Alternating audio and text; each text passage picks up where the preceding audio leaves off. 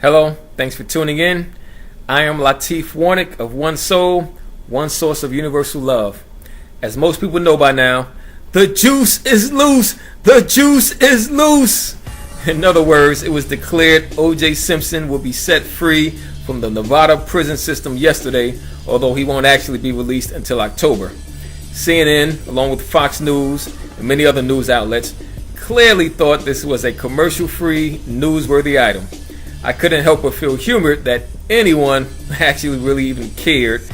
But nonetheless, as soon as the decision had been made, social media was blowing up with the news. I got a nice little chuckle from all of the posts and memes related to the story. But it then led me to ask exactly what is the fascination with OJ? Is it simply because he is a celebrity? Clearly, it's because he was a celebrity who had a favorable impression on mainstream America, who was also happened to be accused of a double homicide. But there have been other famous people who have been accused of murder. Remember that guy Robert Blake? Sure, he made news, but not like OJ. Unlike OJ though, he was a white man who was accused of killing his white wife. In OJ's case, we have a black man accused of killing his white wife. Is this really the difference maker here? I thought it was worth at least exploring. Unfortunately, with OJ, we have so many layers to this matter that it's almost impossible to pinpoint any one reason as to why there is such a fascination with this issue. I think in order to properly discuss this matter, we cannot ignore race nor the history of race in this country. And to discuss race in this country, we can't help but go back to the beginning, that's over 400 years ago now, rooted in slavery. I know. Slavery is that topic that makes everyone uncomfortable. Slavery is like that scar that never goes away, and no matter how much time or plastic surgery or mental effort you apply, you just can't forget it's there. Slavery is like when a married person cheats on their spouse and they decide they want to stay together and make it work. The spouse that cheated shows some remorse and says they're sorry, but then feel that apology is sufficient enough and wants the spouse they cheated on to simply get over it. Yet the spouse that was cheated on may accept the apology, but really wants the cheater to go above and beyond to prove to them that not only will it never happen again, but that they're going to do everything in their power to try and make it right. Of course, no matter how much the cheating spouse does, the faithful spouse feels like it's never quite enough. And of course, every time something goes wrong, the faithful spouse wants to remind them of the cheating, while the cheater just wants them to leave it alone and stop bringing it up. This is essentially how the dynamic is between blacks and whites in this country today.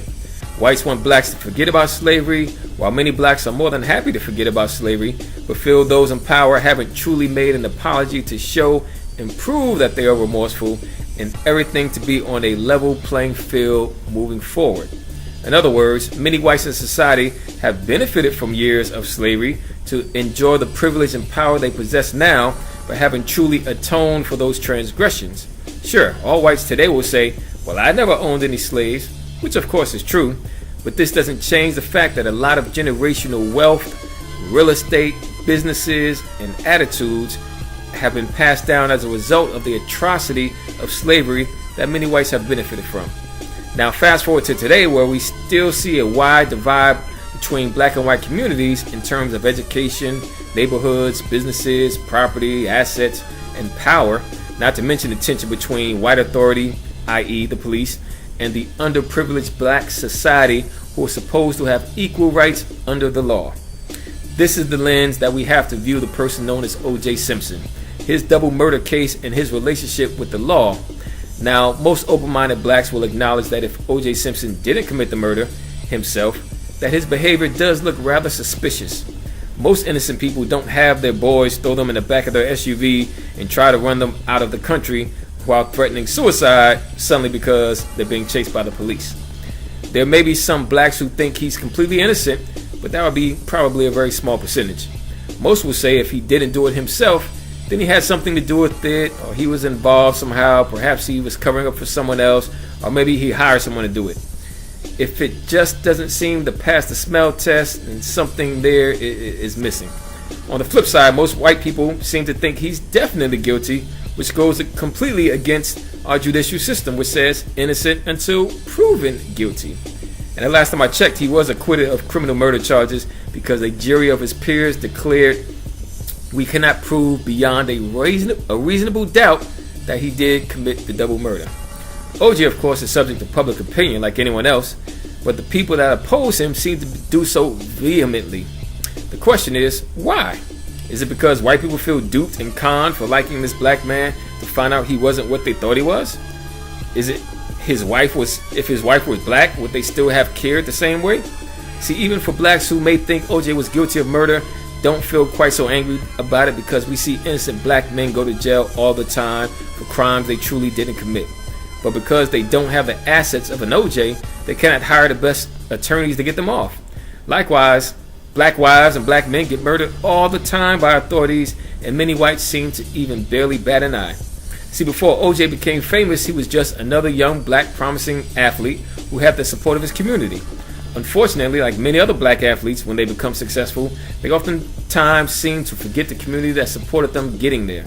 The more successful a black person becomes, the more they seem to become immersed in white culture. This isn't unreasonable because, as a whole, most blacks can't afford the things the wealthy have, like restaurants and fancy restaurants, living in neighborhoods, which is predominantly dominated by white people.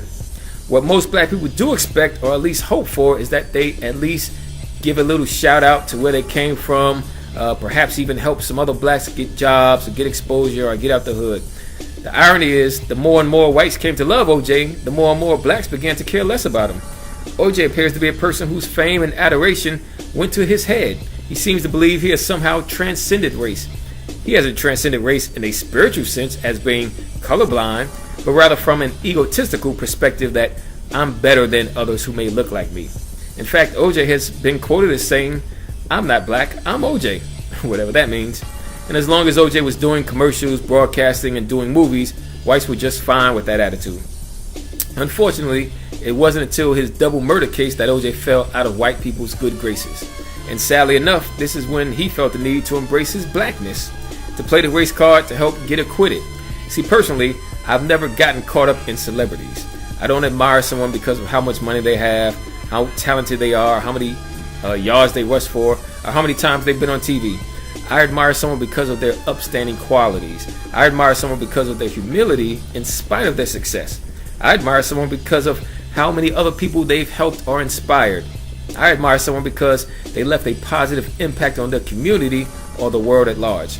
See, too many Americans get caught up in admiring celebrities for the wrong reasons based on their money, their clothes, cars, houses, etc. None of that says anything about that person's character. Then we find out that this celebrity, in fact, may be a creep, we then become disappointed. Sure, sometimes money is a fodder for the ego, but in most cases, if you were a creep after having lots of money, then you were probably a creep before you had lots of money. The money just helped to reveal who you truly were. I believe these are the underlying reasons why we are so obsessed with OJ, because we can't have an honest discussion on him without weighing in the factors of racial relations, the history of slavery, police brutality, the justice system, fame, celebrity, money, interracial marriage, etc. The OJ murder case embodies all of these facets and reveals we still have these wounds that run very, very deep. I don't know if we'll ever truly see a colorblind society as long as those in power want to keep the powerless from ever having any. This is the classic battle of the haves versus the have-nots, which unfortunately in America still runs significantly along racial lines as well. So this is my 2 cents. Who really cares about OJ? I wish he'd have gone and sat down somewhere like many blacks feel George Zimmerman, who shot an innocent black kid named Trayvon Martin, would just go somewhere and sit down. We clearly have much more important issues to work on in this society. These guys just happen to be the poster children for those matters. That's my thoughts. Look forward to yours. Blessings. Let's be one. Peace.